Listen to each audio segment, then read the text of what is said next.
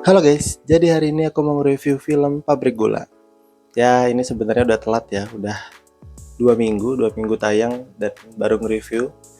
Sorry karena sibuk, jadi ya baru sempet nge-review sekarang gitu. Ya, sebenarnya juga film ini udah banyak yang bahas ya soal gimmick cut uncut-nya itu. Ya sebenarnya juga nggak ngaruh sih menurutku. Karena apa?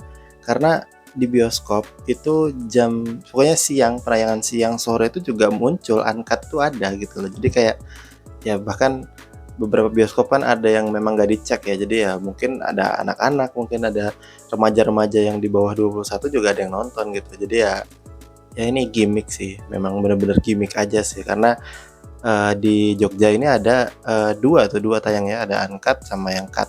Cuman yang uncut ini lebih banyak layarnya, sedangkan yang cut malah kayak cuma satu gitu. Jadi kayak di setiap bioskop cuma satu satu penayangan gitu. Dan jadi ya ini cuma sekedar gimmick sih. Jadi ya namanya juga marketing ya, marketingnya MD emang dari zamannya KKN itu yang sama. Ini gimmicknya mirip mirip banget, gak cuma gimmicknya, ceritanya juga mirip. Ini yang banyak dinotis banyak orang ya gitu, kayak ceritanya itu mirip banget sama KKN di Desa Penari yang tayang tahun 2022. Dari premis ceritanya aja sama banget loh guys. Jadi ada sekelompok orang datang ke suatu tempat yang bisa dibilang keramat, terus mereka melanggar dan menerima akibatnya. Sama banget kan KKN sama pabrik gula ini. Makanya dia lebih cocok judulnya KKN di pabrik gula. Terus juga aku ngerasa karakter-karakternya tuh apa ya? Aku nggak peduli sih, sebagai penonton aku ngerasa aku nggak peduli sama karakter-karakter yang ada di film itu gitu. Karena kita nggak dikasih waktu untuk mengenal gitu loh, kayak ya udah tiba-tiba mereka datang ke sana, terus mereka ya langsung diteror aja udah gitu. Dan ya udah kita nggak dikasih kesempatan untuk mengenal karakter per karakternya ya, karena memang juga banyak sih. Jadi ya ada beberapa orang lah, ada Arbani Aziz juga ada, terus ada yang jadi Endah tuh siapa namanya lupa, pokoknya ada Endah, ada Wati, ada Frankie yang aslinya Mulyono namanya, terus ada Dwi, ada Mas Hendra, banyak banget karakternya. Jadi kayak kita tuh nggak dikasih kesempatan untuk mengenal satu persatu gitu ya.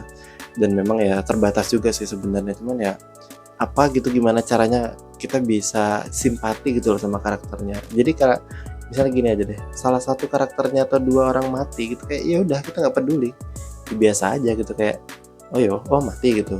Terus juga jump scare-nya juga nggak serem sih menurutku, jadi kayak ya udah biasa aja gitu, nggak ada yang bener-bener bikin kayak wah kagetnya, wah kaget gitu, nggak ada yang nggak ada yang bikin sampai sekaget dan setakut itu tuh nggak ada gitu.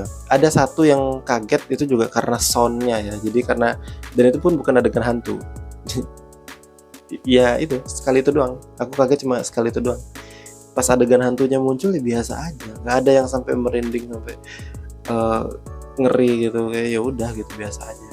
Terus komedinya juga hit and miss ya, jadi memang ada beberapa bagian yang lucu, beberapa bagian yang bikin penonton ketawa gitu, ada beberapa scene-scene lah gitu. Cuma nggak semuanya kena gitu, jadi ada juga yang apa ini kayak agak garing gitu, ada juga. Cuma ya sebagai penonton yang pengen dihibur cukup terhibur lah gitu, jadi nggak kosong-kosong banget lah gitu, ada lah ini apa namanya hiburannya gitu. Nah malah menurutku ini mending jadi film horor komedi sekalian gitu loh, kayak ya jadi film horor komedi, nggak usah serius-serius amat gitu. Itu malah lebih lebih bagus malah menurutku ya gitu. Karena ya di sok-sok serius juga ya begitulah gitu. Ya selain karena memang ceritanya yang sangat familiar ya gitu. Cuman ya gimana lah gitu. Kita butuh hiburan ini kita. Ketika ekspektasinya kita nonton film horor ya berharapnya kan serem gitu ya. Nah justru kan ini komedinya yang cukup oke lah gitu. Jadi film horor komedi sekalian aja sih. Padahal secara sinematografi itu cakep banget. Aku akuin cakep banget. Awi Suryadi film-filmnya nggak ada yang nggak cakep visualnya. Visualnya cakep, pengambilan gambarnya oke. Pokoknya secara visual tuh dimanjakan sebenarnya. Ada shot-shotnya tuh kayak wah menarik semua ya gitu. Jadi kayak kita apalagi juga ada yang ditayang di IMAX juga ya. Jadi kayak kita lihat secara visual mantep. Cuma ya itu, kita nonton film itu nggak cuma sekedar ngeliat visual, tapi kita juga mengikuti ceritanya gitu. Jadi ya, aduh sayang banget ya. Mungkin kalau misalnya ceritanya beda ya, nggak pakai tiplek hampir mirip KKN, mungkin ini bakal jadi film yang lebih oke sih menurutku. Ya lagi dan lagi, karena ceritanya memang template mirip banget sama KKN. Cuma untungnya film ini nggak seboring KKN. Film KKN itu aku sampai ngantuk banget, ngantuk pol. Itu film ceritanya bener-bener jam-jam gitu ya. Jadi kayak lompat-lompat nggak jelas gitu loh. Dan ya dibilang serem juga enggak. Film KKN itu menurutku ya film paling boring lah gitu. Aku nggak akan ku rewatch lagi itu film. Karena memang bener-bener apa ya, ngebosenin gitu. Kalau Pabrik Gula mungkin suatu saat nanti bakal di rewatch lah kalau udah keluar di Netflix atau di mana gitu. Cuma ya memang nggak sebagus itu gitu loh. Ya itu dia, ketika keluar bioskop ya udah biasa aja. Experience nontonnya tuh ya udah kayak oh ya udah gitu, lewat aja gitu ya, lupa aja gitu ketika keluar bioskop ya, nggak sampai kita pulang tuh kita omongin lagi gitu, kayak ya udah gitu. Nah paling ya kalau diomongin ya ngomongin soal ini mirip KKN aja sih. Itu doang. Tapi apakah film ini sampah? Nggak juga sih sebenarnya. Ini film yang ditonton mah bisa-bisa aja ditonton. Maksudnya nggak sejelek itu, dan tidak banyak lah film-film horor yang lebih jelek juga banyak. Cuma ya kagak kecewa aja sih sebagai film lebaran ya. Ini kan ibaratnya film pamungkas nih gitu, tayangnya di lebaran, melawan 4 film lainnya gitu kan. Ada 5 film head to head sama banyak film-film gede juga gitu. Terus ya masa gini doang gitu loh ya. Berharapnya ya bisa yang lebih keren lah gitu. Ya harapan kedepannya MD bisa bikin film-film yang lebih oke sih. Kan mereka ini lagi produksi Janur Ireng ya, yang disutradarai oleh Kimo Stambul, dan aku harap ini ratingnya juga tinggi ya. Aku harap ratingnya ya 21 sekalian, nggak apa-apa, 21, 17 gitu. Jangan kayak kemarin. Jujur aku kecewa banget sih ketika tahu Sewu Dino itu 13 plus, karena ini sangat menyia-nyiakan potensinya sutradara gitu.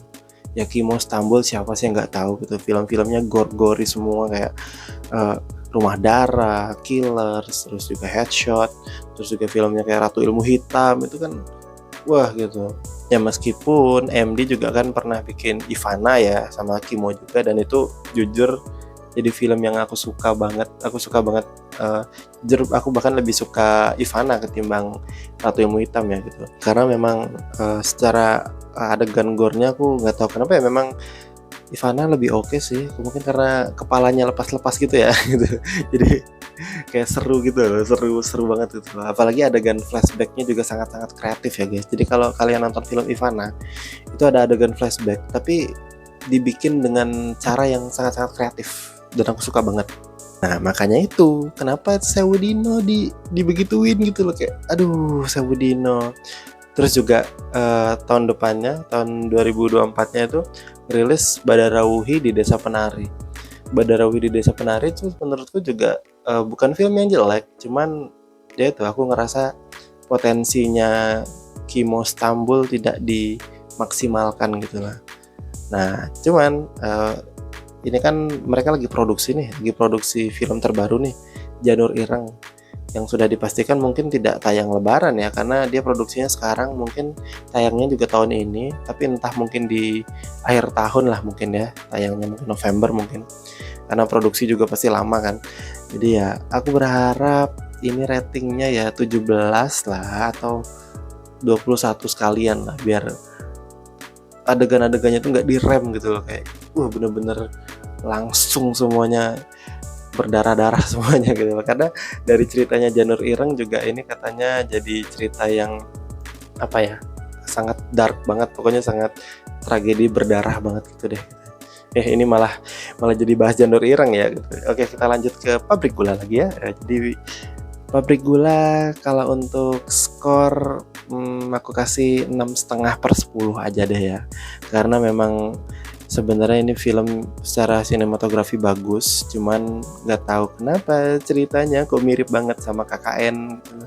Jadi ya kayak ya udah familiar aja sama ceritanya. Dan tidak ada hal baru lah gitu yang aku dapetin di film ini gitu secara cerita. Padahal nih guys, aku karya terakhirnya Awi Suryadi sebelum ini apa ya? Oh, Do You See What I See. Do You See What I See itu bagus banget. Aku suka sama Do You See What I See. Dari jump scare-nya, segi horor, sinematografi, cerita bahkan gitu aku seneng banget. Do You See What I See itu aku awalnya nonton itu tanpa ekspektasi ya, cuman ketika nonton hasilnya oke gitu ternyata.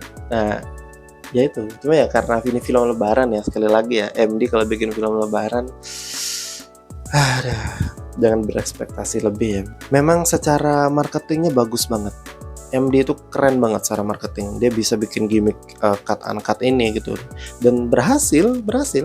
Sekarang Pabrik Gula itu penontonnya udah 4 juta guys. Jadi dari 5 film lebaran, MD itu nomor 1, Pabrik Gula itu nomor 1. Nah kemarin Jumbo kan seingatku di peringkat ketiga kalau nggak salah ya.